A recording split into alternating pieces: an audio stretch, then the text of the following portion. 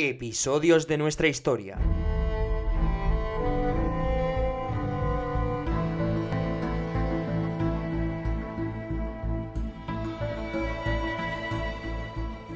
Bienvenidas a Episodios de nuestra historia, un podcast que te acerca los hechos y figuras que han marcado un antes y un después en la historia de España. Un recorrido a lo largo de nuestro pasado que continuamos acercándote la historia de las tropas que permitieron a España dominar el mundo. Hablamos de los tercios españoles.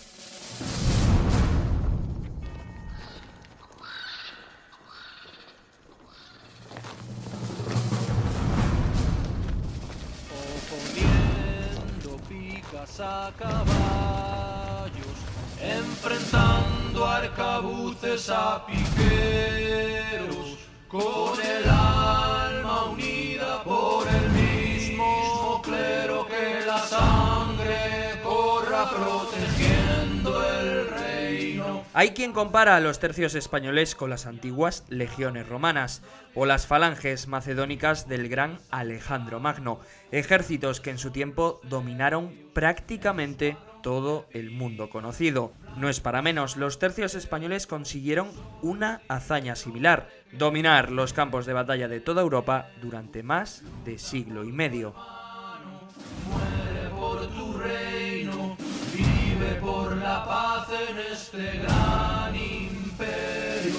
Nunca habrá derrotas si nos hacen presos, solo tras de muertos capitularemos. ¿Qué eran los tercios españoles y qué les hacía tan temibles?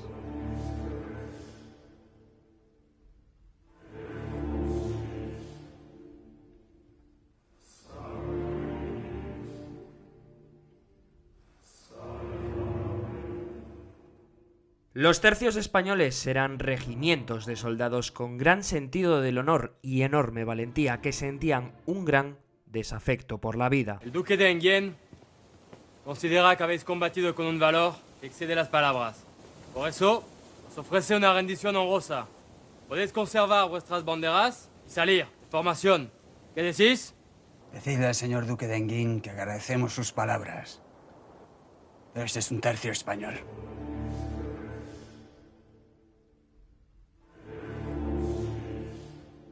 Los tercios eran compañías formadas entre los 2.500 y los 3.000 voluntarios, que con el paso del tiempo fueron adquiriendo formación militar, hasta convertirse en auténticos profesionales de la guerra. De hecho, los tercios españoles fueron el primer ejército profesional en Europa, desde las antiguas legiones romanas, y el primero cuyos miembros no fueron reclutados forzosamente.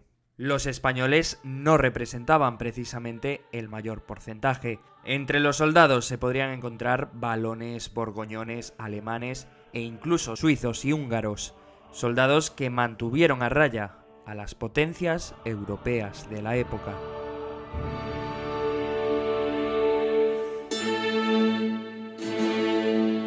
Lo hicieron gracias a la táctica militar que ellos mismos idearon, táctica que incluso copiaron los ingleses más de 200 años después.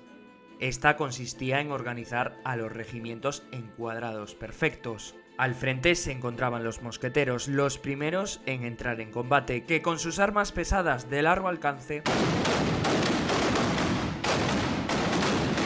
eran los encargados de dar la bienvenida al enemigo, mientras a ambos laterales se encontraban unidades móviles de arcabuceros. Su propósito era acabar con los supervivientes de las primeras descargas y envolver al enemigo para más tarde despejar el camino. Era en ese momento cuando entraban en acción los escuadrones de piqueros, con sus largas picas de 6 metros de altura, que sembraron el terror en toda Europa, especialmente entre la caballería enemiga.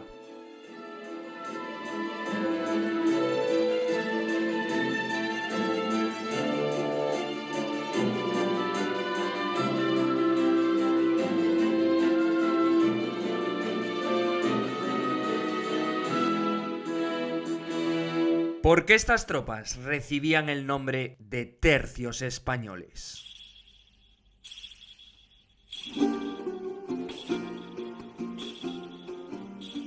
Existen varias teorías al respecto. Una de ellas establece que reciben ese nombre por el número de soldados por el que estaban conformados, en torno a 3000, aunque las hay que dicen que su nombre se debe a las 3 armas básicas que empleaban: la pica, la ballesta en un principio que más tarde fue sustituida por el arcabuz, y la espada.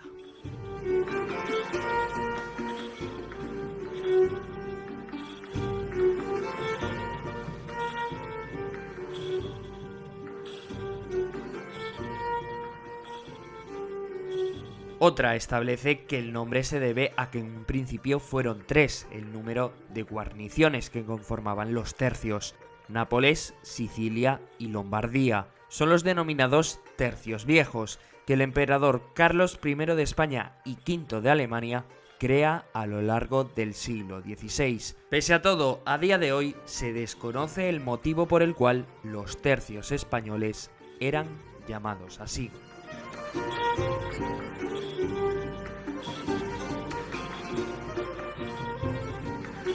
El origen de los tercios.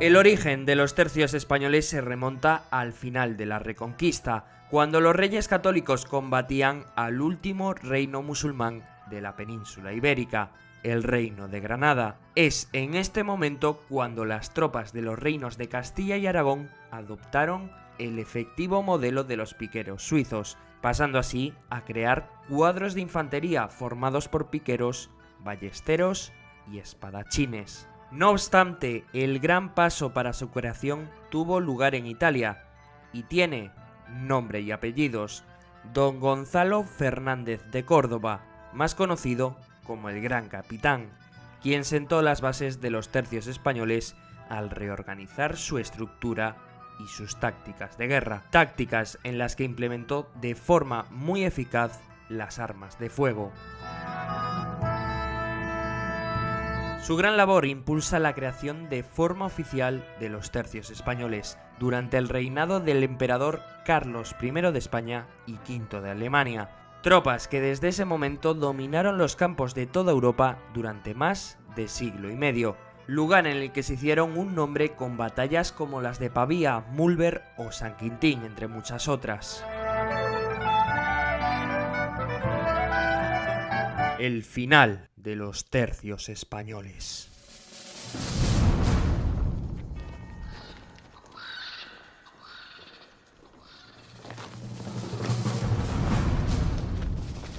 Oponiendo picas a caballos, enfrentando arcabuces a piqueros, con el alma unida por el mismo clero, que la sangre corra protegiendo el reino. Muchos afirman que la batalla de Rocroi, la primera derrota importante de los tercios españoles, significó su final, pero lo cierto es que los motivos fueron otros muy diferentes. De hecho, estos no tuvieron nada que ver con la guerra, sino más bien con la crisis que se produjo a lo largo del siglo XVII debido a epidemias como la peste y las hambrunas. Además, a esto se le sumó la debilitación de una monarquía española que se quedó sin dinero para mantener a los tercios españoles que durante más de siglo y medio dominaron Europa. Solo tras de muertos capitularemos, la bola de malla, chaleco de cuero, peto y espaldar me guardarán del hierro. Levantar las picas con un canto al cielo, nunca temeré si va en columna el tercio. Episodios de nuestra historia.